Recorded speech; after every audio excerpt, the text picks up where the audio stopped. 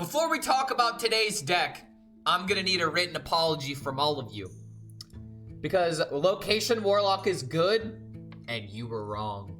Do you think I'm playing around? You need to apologize, so go ahead and hit that like and subscribe button to apologize, or just go ahead and complete this form. It depends on whichever one is easiest for you, but you gotta apologize because a lot of people were talking a lot of smack about Zerg Location Warlock, and there's a reason why I decided to wait a little bit before making a deck guide about this deck, because this deck has honestly gone through a lot of different changes. There's a lot of different iterations out there, and I have four deck lists that will be in the description below, where we're going to go over the original deck that got everything started. We're going to go over like a version of this deck that's kind of similar to old style Handlock, which is my favorite deck in old Hearthstone time.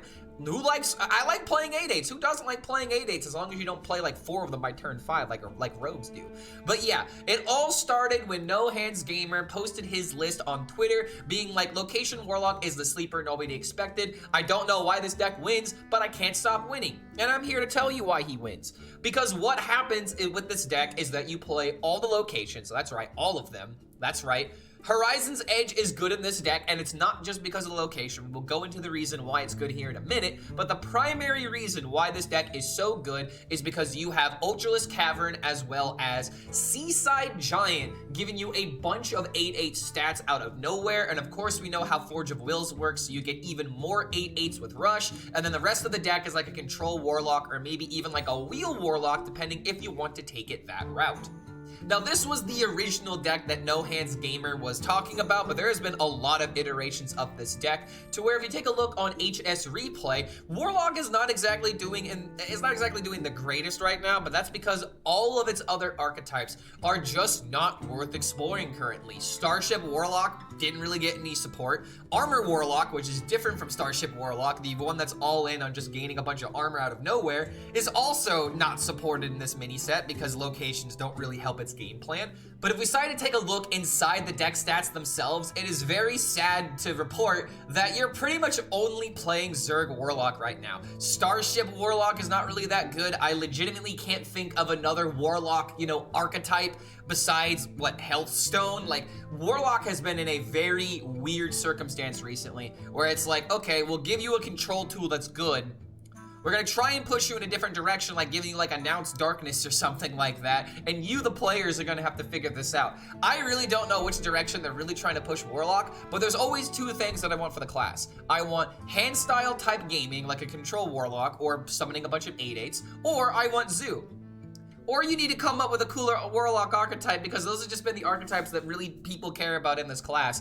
All the other weird stuff like Starships and Announce Darkness, they're only going to be so good. And sadly, that's really what's keeping Warlock behind right now, is that only Zerg Warlock is the deck that's worth playing at the moment. To where at the Legend ranks, it's the only Warlock deck that I can even see on the data outside of this Hand Warlock, which, by the way, is just Zerg Warlock with less Zerg. And then you have, in top Legend, only the Location Zerg Warlock ruling at the moment. Now, if you're looking on HS Guru, the deck that we are specifically talking about is going to be classified as Location Warlock. So Location Warlock is doing extremely good right now according to the data, but if depending on where you look, it'll seem like it's not doing that well, because if you're in top 1000 Legend, Zerg Warlock are just barely below a 50% according to HSReplay stats, and then when you go into into Diamond through Legend, you actually notice that the deck is performing at a solid tier 2. So on your way to Legend, this deck is extremely efficient, and with the upcoming balance changes that are happening, this deck is definitely going to get a lot more popular and probably a lot more powerful.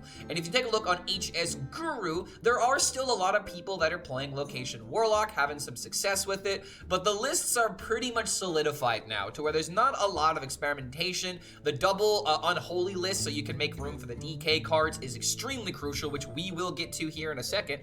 But the other thing to keep in mind about this deck is that according to HS Guru, Location Warlock is in a very good spot, sitting at a 53% win rate, 2% popularity at Diamond through Legend, and even though you go to top 1000, it's still sitting at a 51%. So I just have to make this claim. why is it that this deck is performing better at top 1000 legend on HS Guru, but on HSReplay, it's barely tier 3, not sitting above a 50%? Just calling into question how exactly the data is collected. I'm not saying one website is wrong and the other is correct, but this is just one of those things about data. Sometimes you go to different people that cover the same data on things, and they spit out different numbers. So that's why you're here on this YouTube channel, in order to figure out, Clark HELLSCREAM, how exactly should I play Zerg Location Warlock? Now, this is one version of the deck that I would recommend, but the one thing that kind of keeps this version behind is the Dark Alley Pact synergies. Now, synergies should be in quotes because these synergies don't really help you other than trying to get a really powerful Forge of Will turn and maybe an endgame synergy. But the biggest issue with this at the moment is the fact that shamans are running hexes. So if this card gets hexed, you don't really have the synergy for your endgame anymore. It becomes a useless card, and unless you're somehow bringing back a Sarg and somehow making that useful, because if you bring back Sarg, it doesn't interact with the portal, then yeah, this is probably not the version of the deck that you want to be playing. But I wanted to highlight it because this is one of the decks that will be in the game clips coming up ahead. But there's another reason why I wanted to showcase this deck.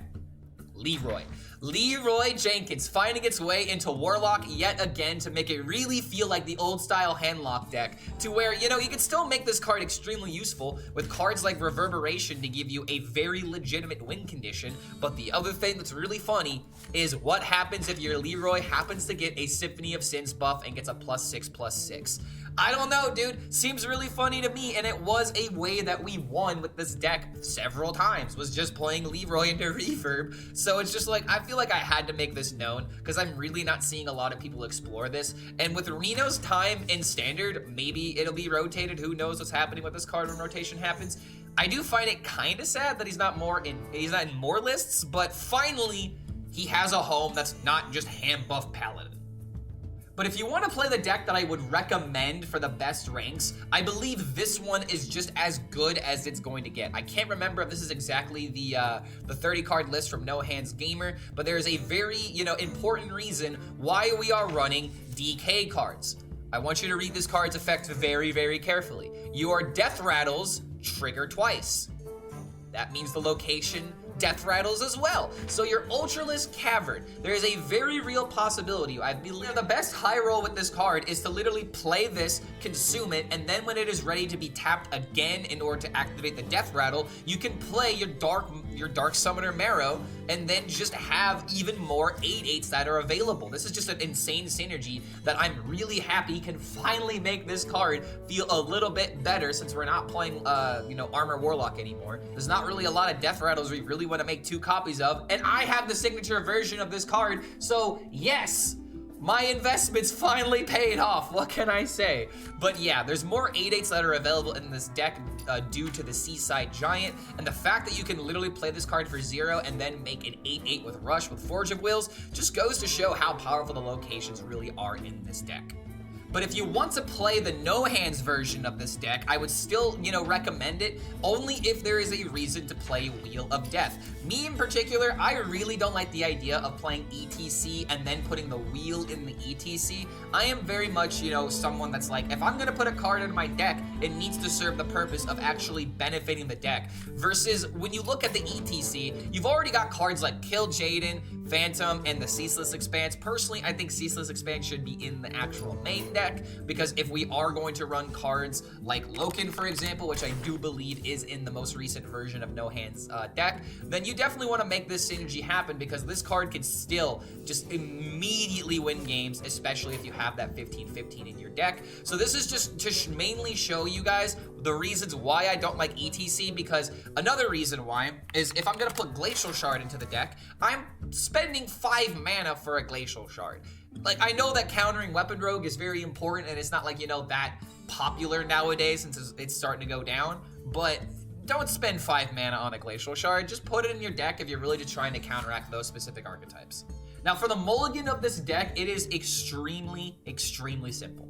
The only cards that you really want to keep are going to be your low mana Zerg cards in order to help you enact your synergies of playing the giants as quickly as possible. So the cards that you're going to want to keep are going to be your worms 100%. You want these cards in order to help you draw the location or draw the hero faster to have that extra synergy as well as discounting them. Because if you play this and hit double spawning pool, you can just play those and then discount the seaside giant by 4 mana. So the other win conditions that you need to keep in mind of are going to be your other locations like Forge of Wills and Horizon's Edge. I would not recommend just keeping every single location though in your hand. Like if you got 3 locations, how are you fighting for the board, for example? So some cards that you can maybe flex keep in their spot are going to be cards like Spinecrawler. If you've already got a spawning pools, usually you want to play, a tap on turn 2 if you don't have any other options. So that way you can maybe set up into the worm. But if you play like, spawning pool into Spinecrawler into worm, extremely good 1-2-3 curve. I would not sit on that.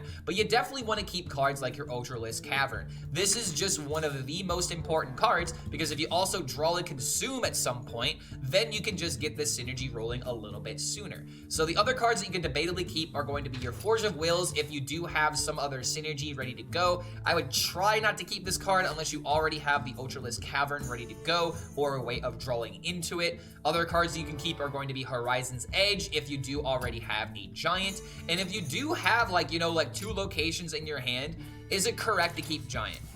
I would argue no, because most likely you're not going to get this synergy until about turn 4, turn 5. In fact, one thing that you could potentially do, instead of keeping giant, you could instead keep a soul searching. And the reason why I believe this card is very important in the deck is because if you play spawning pools and get your Zerglings, those really do help build up the corpse value from this card to where you very easily could find 2 0-mana 8/8s available from this card and just jam it onto the field and then just win from there. There's a lot of obvious synergies with this deck, but then once you actually see them in action, it's like, wait a minute, this deck is a lot more powerful than I originally gave it credit, and that is the reason why you all need to sign this apology, because, I mean, what else are you going to do? Are you going to admit that you're wrong, and then just dig your heels even further down in order to just call people out, being like, no, this deck's not good, this deck's not good. This deck is good. You should give it a try. If you like old-style Handlock, it'll really bring back some memories. And don't forget, if you do enjoy this kind of content, feel free to like this video, subscribe to the YouTube channel, or check out the Patreon if you want to support the content directly. So thank you so much for making it to the end of this deck breakdown, and we'll see you in the next meta, because Fizzle is gone. Yeah, he's dead. Is this going to be a better meta? I really don't know. It depends on how the 8/8 is getting played. Because Warlock was doing that back in the day. The only issue was the 8/8s weren't aggressive. The 8/8s were ramping up the damage. And you had to play control. So it was if the 8/8s came down, you didn't have to worry about getting stormed in the face with a bunch of other damage as well, from the very beginning, that deck is hitting you in the face, and then it throws 8/8s down. That's why Painlock was very annoying. The 8/8s felt like you couldn't kill them, but with this deck, if you do kill the 8/8s, it's like, oh shit, now I have nothing to do. It's a lot more in line with how this deck used to feel. The 8/8 should cost 8 mana and be a finite resource. I disagree. I disagree with that. I don't like the idea of Pain Warlock 8/8s, for example, but I like Hand Warlock 8/8s. Because you actually have to play your cards. And it's an all-in strategy that actually feels a little bit more fun because you're at a disadvantage and it's a little bit more exciting being like, oh, am I gonna get it this time? That's why it's exciting for me in particular.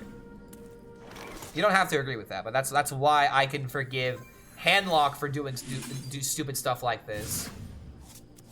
But when it comes to Pain Warlock, I'm just dead by turn 5 kind of thing. I don't enjoy that, I agree. Oh, wait a minute, do I just go for it? Bro, I'm gonna just do it. Now here we go, dude. Now here we go. Also, I thought destroying the location would have made this 0, but I was wrong. Oh no, oh no, oh no. Guess who's getting Dungard next turn? Couldn't be me, right? I never get Dungard. The whispers I can't resist. Bro, I can't roll a 15-15 to save my life. Just fucking pick the 6-5. Oh my lord, it's so bad.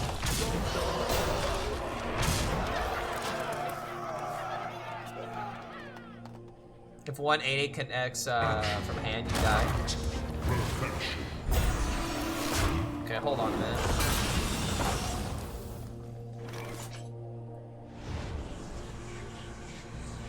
Can I get through this?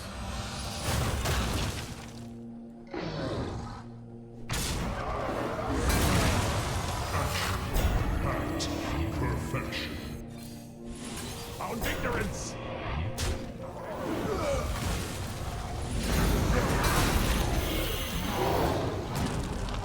Okay, sometimes Dungar doesn't roll the Dungar. He meant Raynor? No, he means Namor. We don't know who he is. He's a complete anomaly. No one knows who Namor is.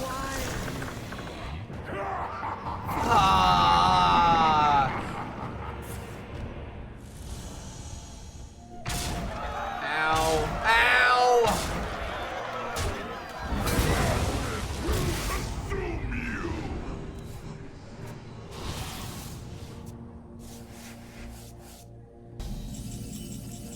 All right. I am going to steal the Yogg. I am going to reverb the Yogg twice. I'm going to steal this minion. I need Yogg to give me 1 damage.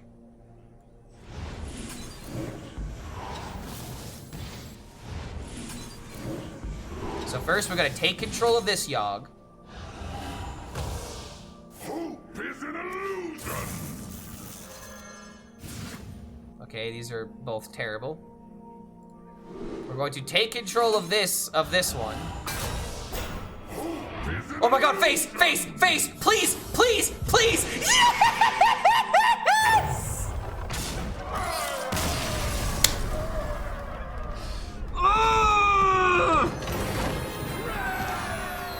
Ah, it's not RNG if you call it!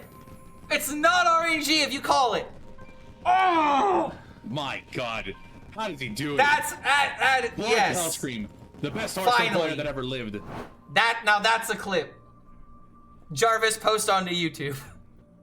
That's how you do it, ladies and gentlemen. My god. Terran is fun because it has a few win cons. And HELLSCREAM, that's what makes the it best fun. Hearthstone player that ever lived. Yeah, that's true. All eyes shall be open. Okay. Oh my. My very good god. name. How does he do it? HELLSCREAM, the best Hearthstone player that ever lived.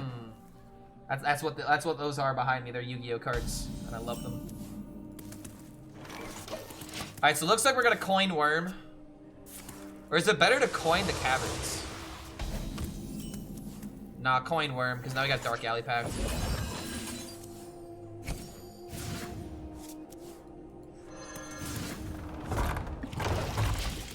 Okay, then I should play the Cavern again.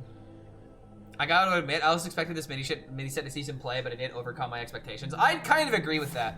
Like, I think that there are still some problems in this meta that are very frustrating to have to deal with, like Dungar's Ruin, for example. But it's like, if you don't see those decks, this is a really good mini set. This is a stupendous mini set, in my opinion. I really enjoy it. And so does Doggo, apparently. Hello. Hi. What you want? Huh? To go outside? Is that what it is? Is that you need to go outside? I guess I gotta take the dog outside here. I'm gonna do this. Hold on to the consume. I'm gonna take the doggo outside. I'll be right back.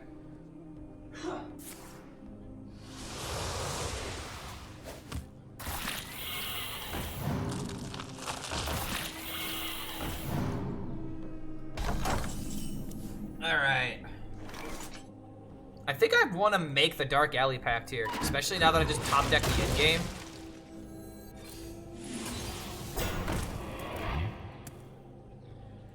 Yeah, no point in playing Consume. Infinite Fizzle is actually very fun. Maybe that's just me though. Here's the thing about Infinite Fizzle. If you don't like long games, you're automatically not gonna like Infinite Fizzle, and then you also have to worry about going up against it. I feel like a lot of people have fun playing it, but they either can't play it or they won't play it, and that's why a lot of people don't like it. That, like, Fizzle fits into the camp of, it's a very interesting and intriguing card, but the moment it becomes meta, it will just make people upset. You know what I mean? But the thing that's really funny, in my opinion, is that I think that they put all of the good cards in this mini set. Like, the original set was just a complete stinker compared to the mini set, you know?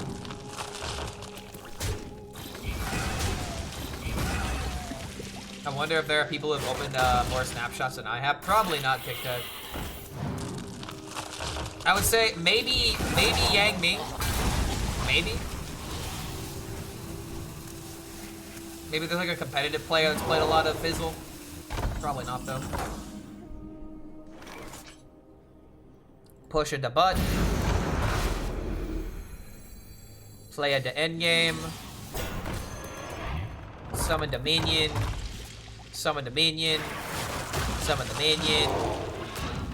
Kill the minion. Oh, I guess I should have tapped first. Oh, I misplayed. I should have tapped first. Ah. Do I think Fizzle will get nerfed? No, I don't think Fizzle should get nerfed. It's Mega getting the once per turn treatment. How do you do that though? There's no way that's happening. There's no way that Fizzle's going once per game. Just rotate it to wild at that point, because that's effectively what you're doing. You're gonna be changing it for the rest of its time in standard, so that way it can see play until it gets rotated. So it's just like they don't do early rotations. They should in that case. They 100% should in that case. Give me a 15-15. I can't resist. I mean, I guess I'll take another 8-8. Makes me feel less bad about this trade. They do early rotations. They did it even an odd. They haven't done it since then. They haven't done rotations like that since Genabaku. Unless the card is absurd and wild as well, you're gonna see it nerf revert it in the last few weeks as well. Exactly, and that's like my point. If they're just gonna nerf it early, then just go ahead and rotate it. You know, I feel like it would be easier to code. It'd be less hassle. Just rotate it early if that's gonna be the case. But ultimately speaking, I really don't think that Fizzle should be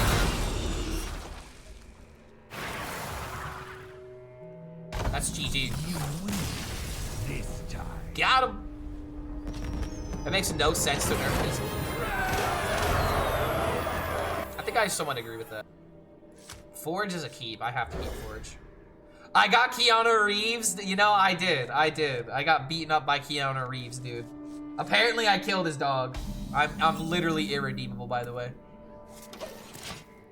You have to blame yourself. You used up your 1 RNG today on that Yogg turn. You know, that's honestly what I needed to hear. It's not my fault. You had perfect lethal. Well, going into him next turn. Oh, you mean by stealing the minion? Yeah, if it wasn't elusive.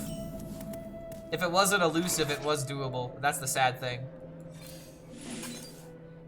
I wouldn't have like won on the spot, but it would have been doable at least. Core Eonar? Nah, let her rotate. I'm tired of Druid having Eonar. We're getting Redithal back, right? Let the pain Warrior and Demon Hunter have Titans. Those could go core. Wait, what? What is happening here? What is going on? What year is this? Yeah, honestly though. What year is this? Guess I'm just gonna play minion.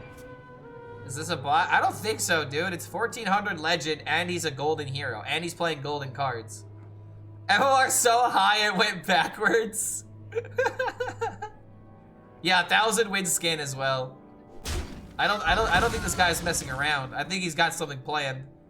Someone's saying that this is Bunny Hopper Proton or Kalento Proto Priest.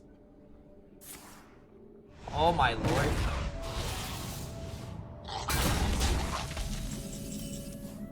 I don't know what this nonsense is.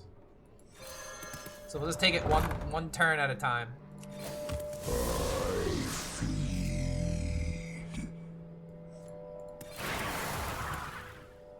I'm gonna have to get my card draw if I don't want to though.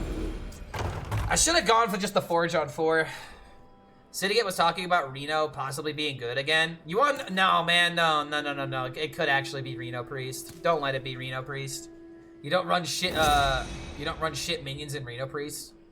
What do you mean, bro? You have Elise. That's the only minion that you need. Draw your cards, play all your cards, concede Priest. Oh, so yep, Priest then. Honestly, I wonder if this guy saw the Rarn video that he did with Raffle. Wait a minute. I get to overdraw the card now. So yeah, so Rarn and Raffle did a video together, and it was literally just decks that were aimed to. I have to use this term because like any other term just isn't correct. But they were playing decks that were trying to kill themselves very, very quickly. Yep, decks, if you will. Where the whole point of the deck is to do something that ends up destroying your hero. In Hearthstone, yeah, cough in Hearthstone. Killing ourselves, cough in Hearthstone. Yeah, unalive yourself. I mean, unalive yourself sounds a lot worse than killing yourself, honestly. Because how dare you make me say those words in that way? Just let me say the words the way the words were intended. Okay, I have my 8/8 that's going face. I can make another one. Ooh, Symphony of Sins? Wait a minute. +6/+6, always lucky. Always lucky, dude. Alright, not bad. Draw for the movements. Calling it now, he runs. Of all cards to get the buff in the deck? Of all cards to get the buff in the deck, dude? Yo? I don't know what this priest is doing, but he's just gonna be another clip in a YouTube video, I guess. Cause keep in mind, I can reverb it! Leroy Stompkins? Yeah, honestly, dude. Oh, Amenthul? Amenthul, huh? Oh, that's interesting. Let's go, man. Easy peasy, guys. Deadpool says unalive in Spider-Man animated series once. Cringe, why am I playing hand buff? You know, that's a legitimate question. Why am I playing hand buff Warlock? I can't imagine this. Imagine playing hand buff anything.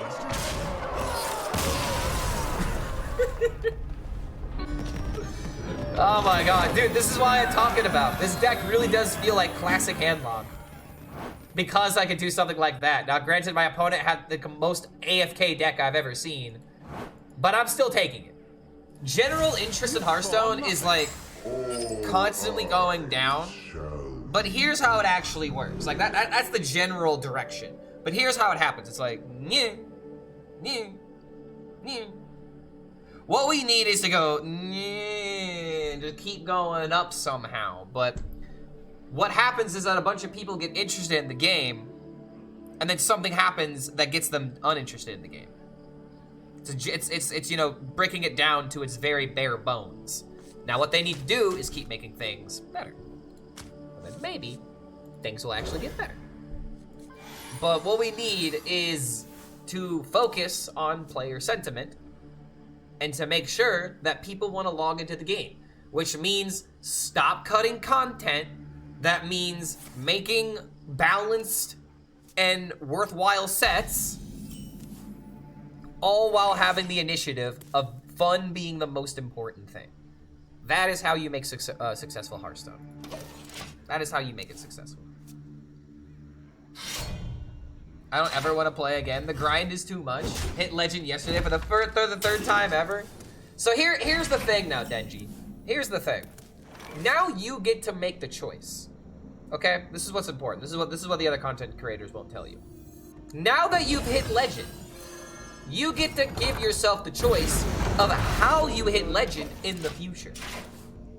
To where if you want to focus on fun decks, you can focus on fun decks and try to be like, you know, a meta breaker that's always building a whole bunch of new stuff. However, if you are unable to do that, or you don't want to do that, then you can still focus on trying to maintain like a certain like rank. It doesn't necessarily need to be Legend, but it could be Legend if that's what you want to push yourself for. But essentially, this is a long-winded explanation of saying the world is your oyster. Do what you wish. This is your time to figure out what you enjoy in the game, so that way you can keep doing that. You don't need to hit the arbitrary legend number, but if you want to, you're just gonna have to be realistic with how you do that now. You know what I mean? Alright, here we go. So let's get some 8/8s on the field, shall we? Bam. And then we could do Horizon's Edge. And then we have turn 6 Loken with the Forge of Wills. This is actually looking pretty good. So like I think this is what I would recommend. This is what I would honestly recommend. If you are somebody that doesn't care about like hitting legend with like the meta decks or something like that, this is what I would tell you to do.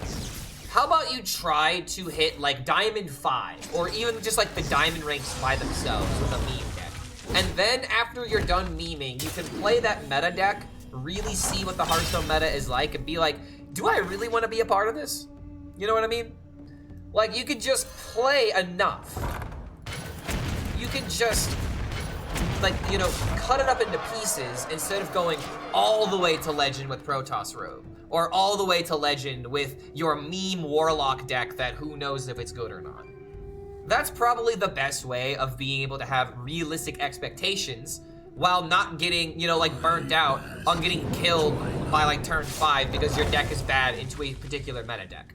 That's the thing about Protoss Mage. Protoss Mage is a pretty good, decent deck, but into the current meta right now, it doesn't really have a chance to shine because of it. So that's the one thing I would kind of like focus on. You don't need to hit like an arbitrary number with the deck, but you could use it as like a way of motivating yourself where it's like, I really want to hit Diamond with this deck, for example. But if you're not getting the Legend, then be realistic about the deck, you know? That's why I don't try to hit Legend with every single meme deck I see, because I know it's a difficult task.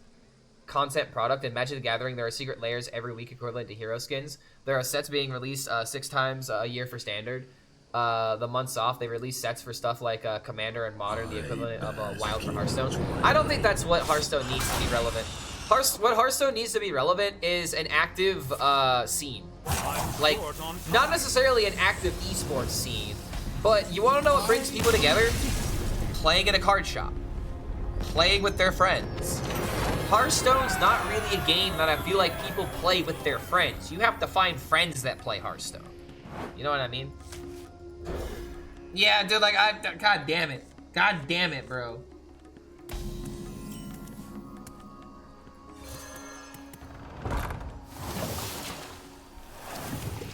Where I effed up, I played cards. Now, where I effed up was logging into Hearthstone. I think I'm immediately just gonna start going into Impossible Stone. I only wanted to play a little bit of Ladder, but fucking hell, dude, I just literally sapped all of the. I don't want to have that happen again. You know what I mean? My body is immediately going into self-defense mode because I would do anything to prevent that from happening to me again. Fuck, man.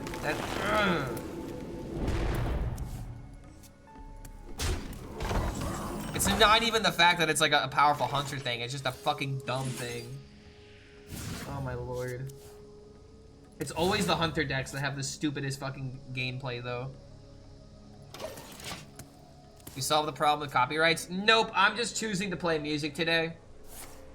I have my data with about 3-4 streams that have not been, that do not have copyrighted music. I can now get my data to figure out how useful it is.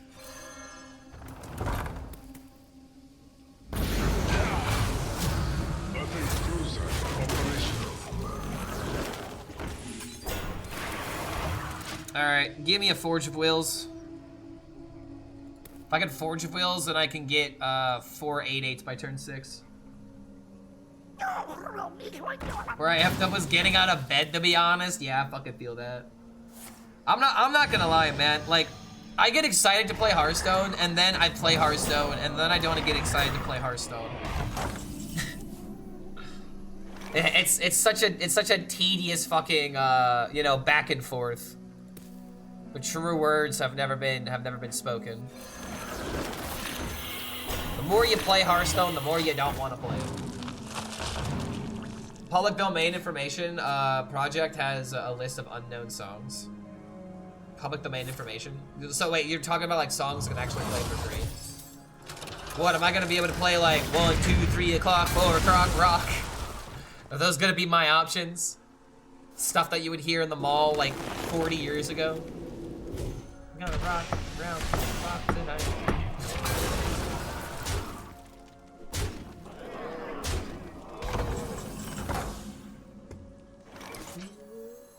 Finally, I can rest in peace. Alright, honestly, this is pretty huge. This is a pretty big swing. Probably much older, like the 1920s. Dude, hold on. The song I referenced from the 1940s. Well, it's gotta be over 100 years old, so we're just gonna be listening to stuff that my grandma listened to, okay. Or my great-grandma listened to. Got it. Unfortunately, I can't think of any artists from the 1920s off the top of my head. I guess I'm slacking. Wait, how much is this in? Okay, just one. Okay, fine. I can still deal 16. And then I can freeze.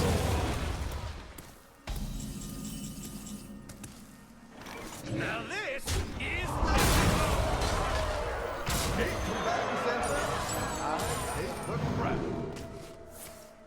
No. This is like the ultimate setup, right? Where you play your 8/8s and then play your Bob, freeze them, and now they have to have something immediate from hand in order to deal with the 8/8s. Oh lord, okay. Ready for dust off. I need, but it's still not gonna be lethal, but it's the only play that I have. I guess I get some random mounts for later.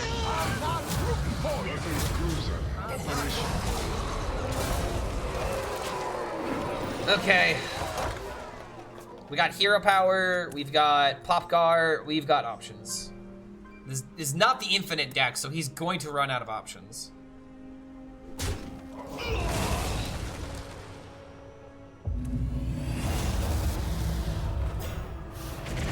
I can't turn this around. Got no place for sitting around.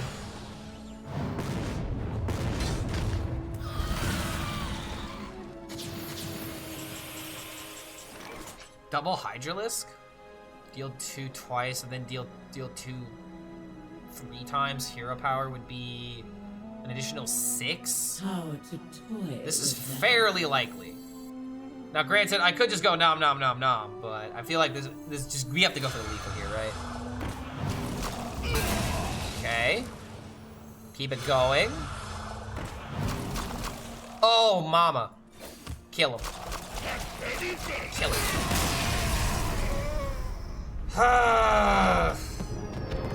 Probably should have traded to the minions to make it 50-50s, but I don't know, bro. I don't know. Because if you nerf one card for Shaman, you're nerfing it in the other classes as well. And Paladin is just like, oh my god, dude. Paladin's in a bad spot right now. So it's like, you really don't want to be nerfing Paladin like that. So how do you nerf the class? You have to nerf one of the Shaman exclusive cards. Why was HSReplay the wrong tab? Does anyone not like them anymore? No, it's not because of that. It's because I needed the numbers to prove the point. HSReplay doesn't show you the numbers where it's like percent popularity. It's not about me not liking HSReplay, but that wasn't the right source that I needed to prove my point. Like, they essentially like spit out very similar information to Donkey, but in Donkey you could comb through the data so much more like specifically. So if I'm ever like trying to prove like how in Top Legend, for example, in Top Legend, the best deck is Grunter Hunter. Or I guess Ham Buff. Okay, Shaman barely surpassed it.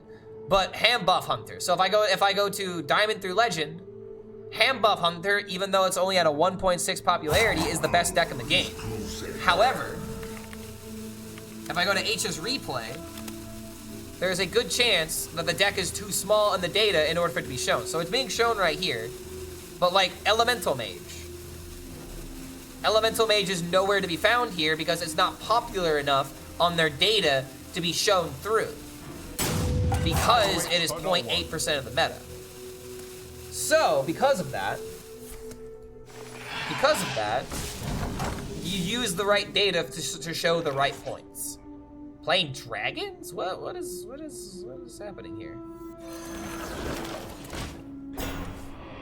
What are we doing here?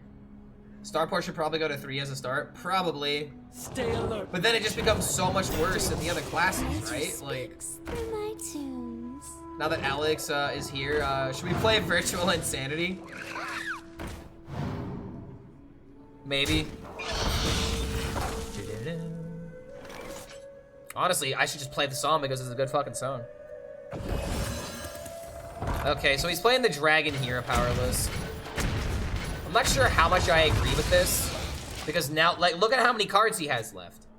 Doesn't sample size matter, though? I mean, it does matter, but if a deck is working at top 1000 legend, and it also is on top of the diamond through legend, even if it's like only like 1 or 2% of the meta, there's you know, there's value to be seen there. There's definitely value had there. Okay, hold on a minute. We're pushing the button this turn.